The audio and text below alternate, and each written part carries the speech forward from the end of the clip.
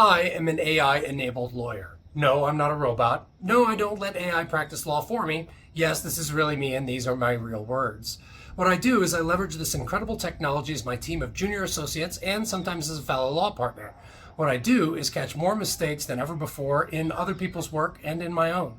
What I've done is I've decided not to fight the inevitable, but rather to embrace the power of where we are in human history and the tools that are available to those who use them wisely. If you're a client or a potential client who cares about excellence, who wants value, or who is sick and tired of their existing attorney's reluctance or inability to adopt the obvious, be sure to stick around. My initial journey into AI was much like a tourist who casually glances at yet another historic building after a long, hot day on a tour bus. I was studying securities law at Georgetown University at the time, some 3 years ago. Deeply concerned about plagiarism and unethical conduct, the university announced that AI would, from then on, be treated like a person. In other words, if you used AI on a take-home test or to write a paper for a class, the university would treat it as if you had colluded with another human to complete the task. They were spooked. At the time, I was, probably like a lot of lawyers, sort of set in my ways. I knew what I was good at, and things that worked didn't nag me to change them. If it ain't broke, as they say, don't fix it. To me, AI was just another whiz-bang technology like so many others, but intrigued by the university's concerns, I had to find out for myself. I started playing around generically with ChatGPT. I was not impressed. Weird, awkward, and wordy responses, no citations, no authority. I was also concerned by stories I heard from other lawyers about hallucinations of case law that not only didn't support the client's position, but that didn't exist at all. In short, I thought AI was basically garbage that didn't have a place in a responsible law firm. And so it went until, fairly recently, a client and good friend of mine hired me to review some contracts. Take a look at these, Ari, he would say, and let me know what you think. Here's what ChatGPT said. At first, I'll admit I was defensive. I don't work for ChatGPT, I thought to myself, and what does this technology have over me with my 30-ish years of legal experience? But I respect my friend, and in the spirit of keeping an open mind, I looked at the AI output and started playing around with ChatGPT again. And let me tell you, brothers and sisters, how the world has changed. Truthfully, I was blown away at how insightful AI was at picking up nuanced arguments into different provisions, how it made great suggestions as to things I never thought of, and how it cleanly summarized and obviously understood the business goals expressed in the document. Most importantly, the results now had citations. Finding out whether something existed, and if it was true, was only a click away. It was hard at first, feeding everything I wrote into an all-knowing Silicon Master until approved, but in the end we created some amazing work product. I was hooked.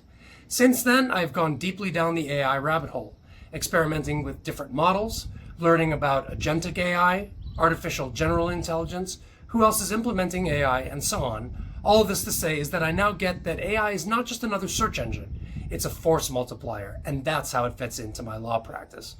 I use AI in two principal ways. First, I use AI to confirm what I already know or think I know.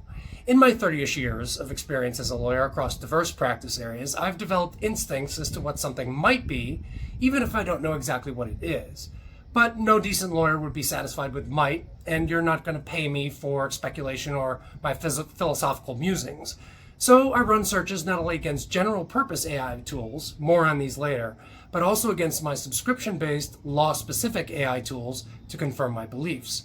When I'm right, I get a world of analysis and resources to back up my theory. When I'm wrong, I know to move in a different direction before wasting my or my client's time. Second, AI is far better at associate-level tasks than even the best and brightest of new law school graduates. It took me years of digging through documents, reviewing contracts, and doing research to develop the chops. Now, I have a powerful, knowledgeable, and always-on associate at my side to draft and review materials, do amazing research, catch errors, and make suggestions. To me, AI is not about original thought. It's a tool that refines, that polishes, that ensures what I produce for you, the client, is world-class. As cool as it is, I also know that AI has some important limitations. While outright hallucinations are becoming less common, I still come across case citations, for example, that don't quite stand for the exact proposition that AI believes they do. It's also sometimes inconsistent. I will process a contract through the same AI engine multiple times, only to get different suggestions with each pass. I know about these downsides because I am paying attention, which brings me to my policies for the responsible and ethical use of AI. Here's what I don't do. First, I don't take AI at its word. When you get work product from me, you can be sure that if I used AI to help me draft, analyze, or research something, I have reviewed, edited, and double-checked everything. Second, if we're on an hourly basis, I pass the savings of using AI along to you, the client.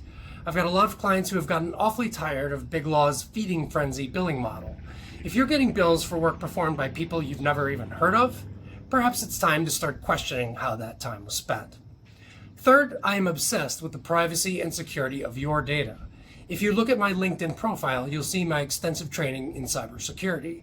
I never input personally identifiable information or even redacted but sensitive business data into open models like ChatGPT or Grok.